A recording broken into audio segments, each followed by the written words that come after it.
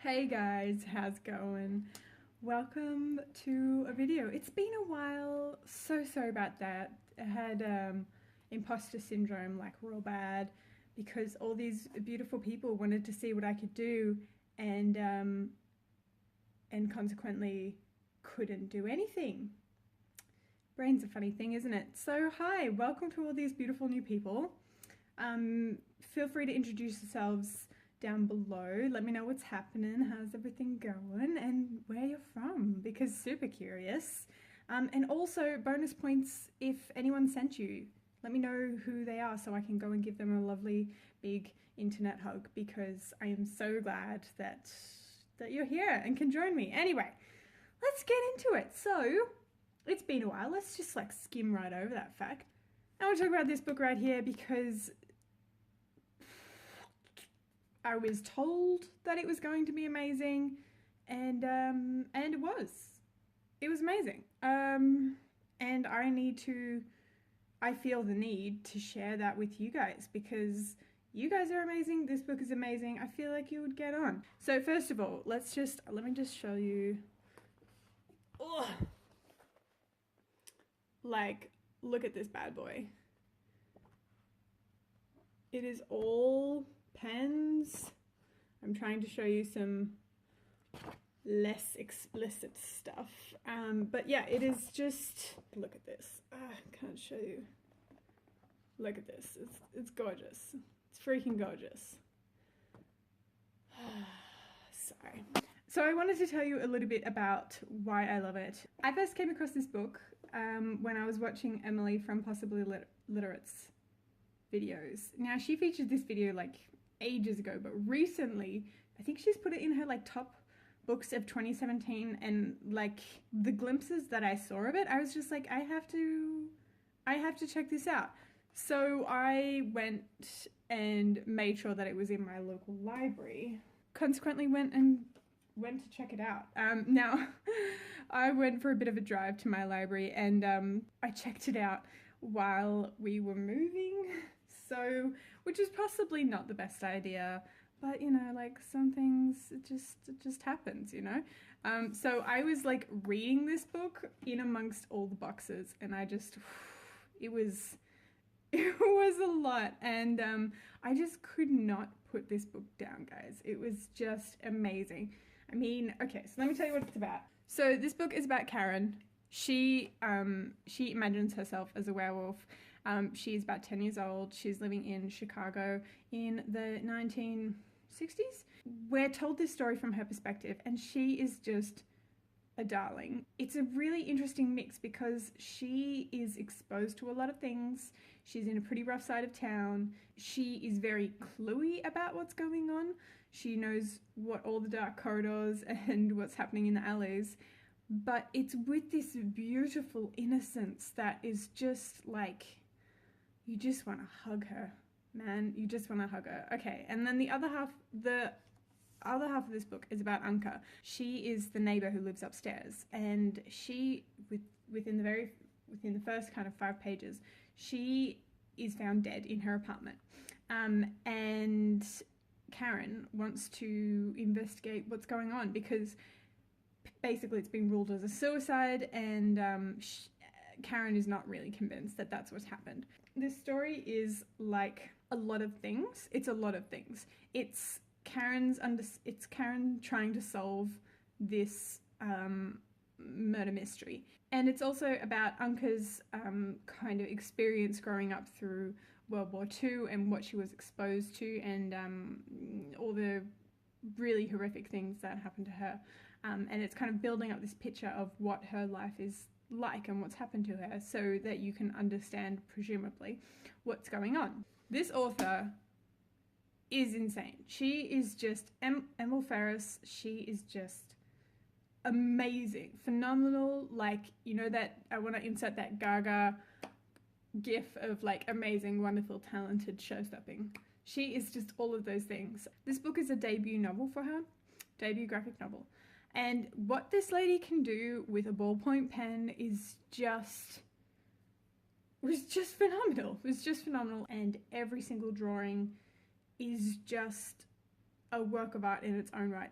This book is a lot of different things, like I said. It's not for everyone. This is why I liked it. I liked the amazing, beautiful mix of the classical art that's redone in the ballpoint pen style, and the really like B-grade horror movie sort of vibe of it. It was just mwah, mwah. I felt like the pacing throughout this whole book was realistic, you know, like Karen is discovering things as she goes along, but she is interrupted by things like school, by like having to go down to dinner, by like family that's going on, by family stuff that's going on, and she has to do normal like everyday kid stuff, so she can't just be running off and investigating this murder all the time, you know. She has to do stuff.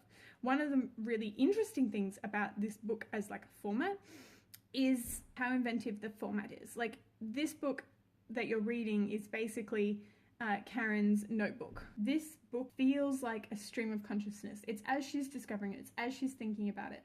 You also get a sense of how precious her resources are to her, because she is using every single part of that page. Like, she is really fitting everything in. She is not wasting space at all. You have writing going along the bottom and then up the side and then around the corner, and there's no instructions. It doesn't flow like a traditional graphic novel or comic format. It's different.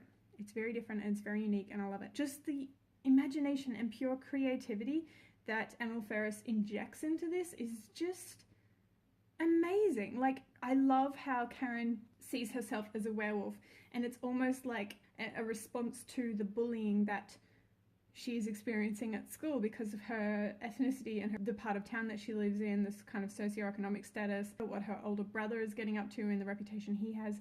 It's kind of all smooshed in. You see Karen seeing herself as a monster, and she uses that monster not as like a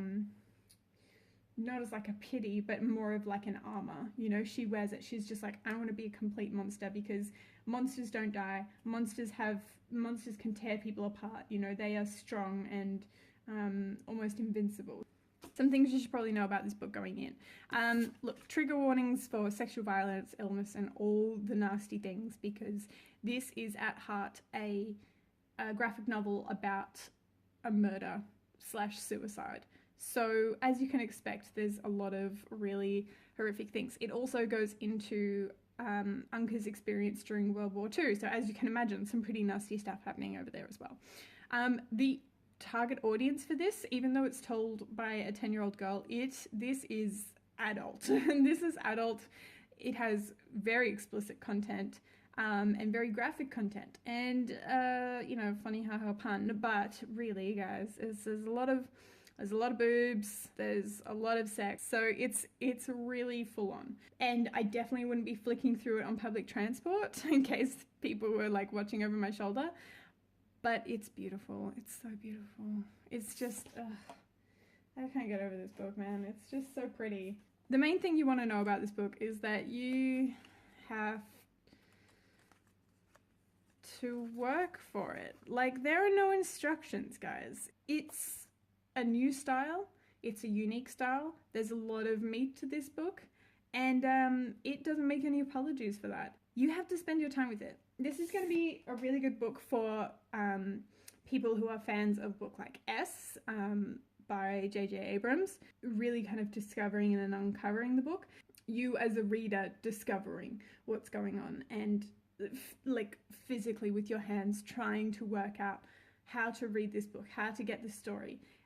So if you want a kind of a passive panel by panel experience, this is not your book. If you have read graphic novels, if you're looking for something different, if you're into kind of marginalia and discovery like that, then this book, guys, this book. So my favorite thing is monsters. You guys, let me know if you've read it, because I need to talk about this. I was so relieved when I realized that this was actually just book one, because I nearly had a mini heart attack, and I was just like, sorry, what? You can't just leave me like that? And then I realized, no, it's okay. It's okay, guys. There's another one coming. And I cannot wait. I borrowed this from the library, as you can see, and I will be saving my pennies to buy myself a physical copy of this, because it is something that I want to keep. If you're into graphic novels, do you guys like graphic novels? I don't know. Like I feel like I go through phases of graphic novels. At the moment, I'm reading like a bunch. There's this really pathetically small section at the library of graphic novels, and anytime something's new there, I'm just like, yoink, we'll be taking that. This book I found so inspiring. Like, it just made me want to draw and create and it was a massive deposit into my creative bank. And I really love it, and I thank Emil Ferris so much for making this book. And thanks to my library for having a copy of this, because there is someone smart there doing the cataloguing, and really appreciate it. Really appreciate it. So, yeah, that's kind of it for this one. Let me know what you think. Going down to the final countdown for my wedding, and it's just getting a bit mental over here, so apologies for the radio silence. Definitely still on the Twitter and the Instagrams. I've been a bit more present there, but having the time to record and upload videos has just been a little bit tricky because there's just so much to do. Sorry about that. We'll be back at you real soon. Just wanted to kind of touch base and let you know what's going on, because you know, life happens, guys, as you guys know. But thank you so much for watching and subscribing and liking, and oh, my favorite truck is here. Okay, sorry. Really distracted there. There's a truck, and he eats the rubbish, and it's the coolest thing ever. I'm a 4-year-old boy. Whatever. Anyway, bye guys. I need to go watch this truck. And I will see you guys in the next video. See you.